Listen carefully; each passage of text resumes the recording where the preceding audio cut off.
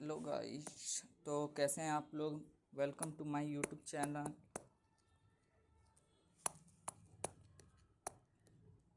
तो आज हम लोग का टॉपिक है मेटल और non metal, metal and non metal,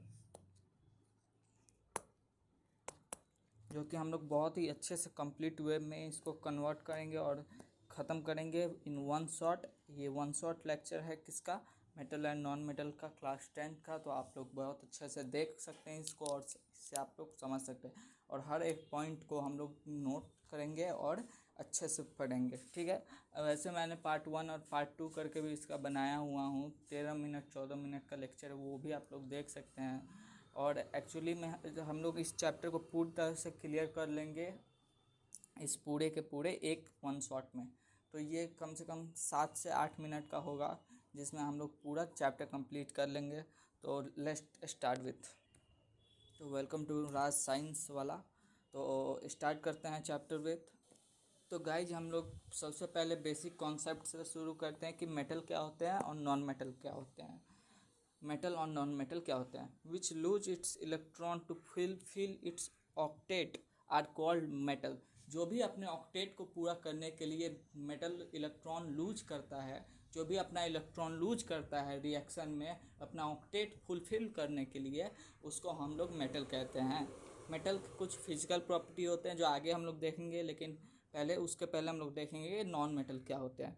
non metal है वो होते हैं जो अपने ऑक्टेट पूरा करने के लिए गेन करते हैं इलेक्ट्रॉन। मेटल क्या हो गए, जो लूज करेंगे, नॉन मेटल जो गेन करेंगे। इससे सिंपल भाषा में आप लोग समझ सकते हैं। और नीचे 3 पॉइंट दिए हुए हैं बहुत इंपॉर्टेंट जिनको आपको ध्यान में रखना है। एबिडेंट जो मेटल है वो एल्युमिनियम है। ऑक्सीजन नॉन मेटल है जो सबसे ज़्यादा एबिडेंट पाया जाता है अर्थ क्रस्ट में। और सबसे ज़्यादा हाईली रिएक्टिव मेटल जो है वो सोडियम पोटेशियम होता है। लेकिन जो नॉन मेटल में हाईली रिएक्टिव है वो फास्फोरस है, और ये इतना हाईली रिएक्टिव होता है कि ये एयर में के प्रेजेंस में आते ही ये रिएक्ट कर जाता है। तो हम लोग इसको रखते हैं वाटर में।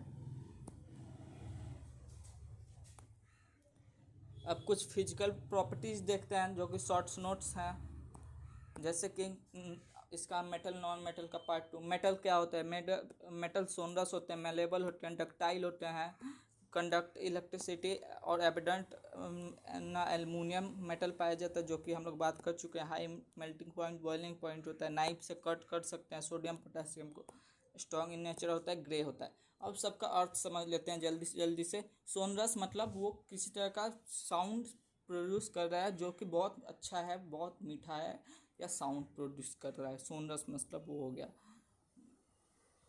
और मेलेबल जिसको हम लोग मार के थीन एकदम सीट में कन्वर्ट कर दे उसको हम लोग कह देंगे मेलेबल।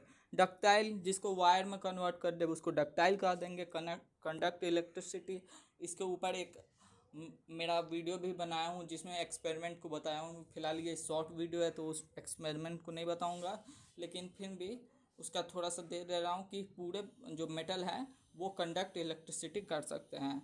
हाईली रिएक्टिव होते हैं, हाईली मेल्टिंग पॉइंट और बॉइलिंग पॉइंट होता है इनका, स्ट्रॉन्ग इन नेचर होता है, और यूजुअली ग्रे पाए जाते हैं।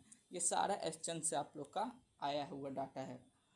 और नॉन मेटल क्या होते हैं, दे डू सारा अपोजिट नेचर ऑफ मेटल। ये यानी हम लोग कह सकते हैं मेटल के सारे अपोजिट नेचर, सोनरस नहीं होते हैं, मेलेबल नहीं होते हैं, डक्टाइल नहीं होते, कंडक्ट इलेक्ट्रिसिटी नहीं कर सकते हैं, एबिडेंट नहीं पाए जाते हैं, high melting point boiling point नहीं होता है, सोडियम ये इसको नाइफ से कट कर सकते हैं, बट उनको काटने जाएंगे तो उसमें ऐसा कोई भी नहीं है जिसको काट सके।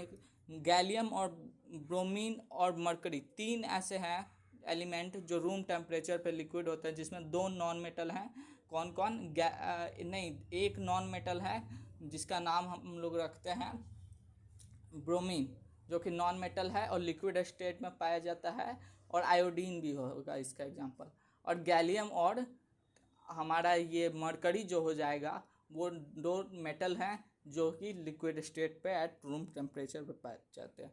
अब metal plus oxygen metal oxide बनाता है, मेटल प्लस वाटर मिलकर मेटल हाइड्रोक्साइड बनाता है, और H2 गैस रिलीज करता है। एक्सपेरिमेंट में हम लोग देखे थे कि कैसे वो रिलीज करता है H2 गैस।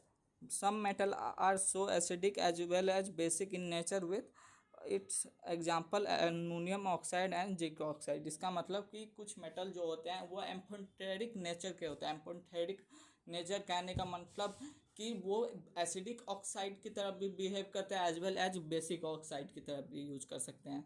तो ऐसे होते हैं, ठीक है।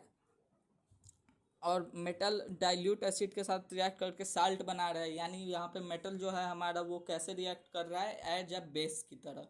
नाइट्रिक एसिड का बात करते हैं तो नाइट्रिक एसिड का एक पार्ट जो होता है वो 3 पार्ट ऑफ हाइड्रोजन के बराबर होता है, यानी nitric acid is the most strongest acid in the world. Most, सबसे ज़्यादा अगर कोई है तो वो यही है, नाइट्रिक एसिड।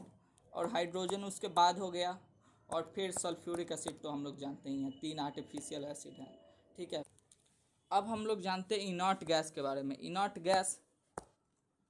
गैस आखिरकार क्या होता है, इनर्ट गैस के बारे में हम लोग जानेंगे। इनर्ट गैस वो होते हैं जो अपना ऑक्टेट पूरा करके रखते हैं और रिएक्ट नहीं करना चाहते हैं। और हम लोग इसी से बहुत सारा फार्मूला भी बनाते हैं, जैसे MgCl2, या फिर बोल सकते हैं कैल्शियम क्लोराइड CCl2। ये सब जो है ये सब एग्जाम्पल हैं किनके, नॉन मेटल और नॉन मेटल के रिएक्शन के, ठीक है। तो इसको अब आते हैं थर्ड पार्ट पे, ओरिजिन ऑफ सारा मेटल का ओरिजिन कैसा होता है। तो हम लोग देखते हैं, every metal react to gain stability और फुलफिल इट्स ऑक्टेट फॉर्म, यानी ऑक्टेट में आने के लिए कोई भी ये रिएक्ट करता है, मेटल और नॉन मेटल, ठीक है। और कैसे अट्रैक्ट किए जाते हैं, अर्थ के क्रस्ट में से अट्रैक्ट किया जाता है। और हम लोग जैसा कि पढ़ रहे थे कि ऑक्सीजन जो है वो सबसे ज़्यादा बाइंडिंग कैपेसिटी रखता है और सबसे ज़्यादा एबिडेंट मेटल है इन अर्थ क्रस्ट। तो सारे मेटल और नॉन मेटल जो भी हाईली रिएक्टिव हैं वो और मॉडरेट रिएक्टिव भी हैं, वो सब किससे बाइंड कर जाते हैं, ऑक्सीजन से, क्योंकि वो मोस्ट पाया जाता है। मोस्ट क्या कह सकते हैं हम लोग कि मोस्टली पाया जाता है किसमें, अर्थ क्रस्ट में। तो इसी के साथ हम लोग आगे पढ़ते हैं। हाईली रिएक्टिव मेटल है non metal found in general state, found in moderate metal, found in carbon nature and sulphide. Carbonate और सल्फाइड के फॉर्म में पाए जाते हैं मॉडरेट एलिमेंट। जितने भी होते हैं मॉडरेट एलिमेंट वो सारे हमारे किस फॉर्म में पाए जाते हैं, या तो कार्बोनेट के फॉर्म में या सल्फाइड के फॉर्म में। सल्फाइड को कार्बन के साथ हम लोग रिडक्शन करेंगे तो उसको हम लोग रोस्टिंग कहेंगे, और कैल्शियम के साथ कहेंगे तो कैल्सिनेशन कहेंगे। इसको आप लोग ऐसे याद कर सकते हैं, कैल्शियम से कैल्सिनेशन और सल्फाइड से रोस्टिंग। ऐसे करके हम लोग एक्सट्रैक्ट करते हैं, ऑक्साइड बना देते हैं, और ऑक्साइड बनाने के बाद हम लोग उसको फिर एक कार्बन के साथ रिएक्ट करते हैं, और कार्बन के साथ रिड्यूस करने के बाद हम लोग को एक मेटल मिल जाता है और एक ऑक्साइड मिल जाता है, जैसे कि CO2, एक इनऑर्गेनिक सब्सटेंस मिल जाता है, ठीक है। जनरली हाईली रिएक्टिव मेटल का हम लोग इलेक्ट्रोलिसिस करते हैं, और वही नेटिव जो मेटल हैं उनका हम लोग कुछ नहीं करते हैं, वो ऐसे ही नेटिव स्टेट में पाते हैं, क्योंकि उनकी बाइंडिंग कैपेसिटी है ही नहीं, और बाइंडिंग कैपेसिटी नहीं है जिसके कारण वो रिएक्ट नहीं कर पाते। तो इसके बाद आप लोग को एक पढ़ना है कि कॉपर का रस्टिंग ऑफ आयरन लॉय, ये सब के बारे में।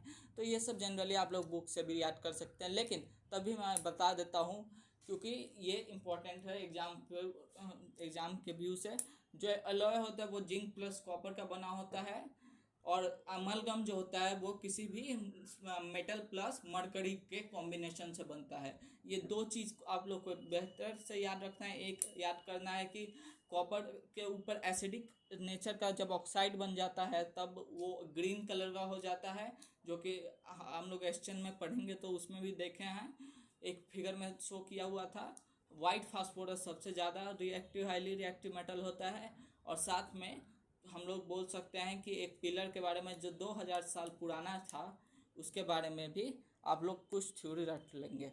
तो इससे वन शॉट में मैंने कम से कम 10 मिनट्स में इस चैप्टर को कंप्लीट करने की कोशिश की है। होप यू आपको वीडियो अच्छा लगा। अगर आपको वीडियो अच्छा लगा तो प्लीज़ एक लाइक सब्सक्राइब ज़रूर कर दीजिएगा, क्योंकि इससे हम लोग को मोटिवेशन मिलता है आगे काम करने के लिए। तो थैंक यू, और बेहतरीन से एग्ज़ाम दीजिएगा। हो सकता है कि मैंने जिस तरह से पढ़ाया है उस तरह से आपके काम आए हो। लेकिन अगर आपको अदर्स वीडियो भी देखने हैं तो आप देख सकते हैं, लेकिन बट मैंने इस पूरे चैप्टर को अच्छी तरह से कंप्लीट करने की कोशिश की है, तो आप लोग का कोऑपरेट भी मुझे चाहिए। तो थैंक यू फॉर दिस, और नेक्स्ट चैप्टर जल्दी ही आ जाएगा, तो थैंक यू।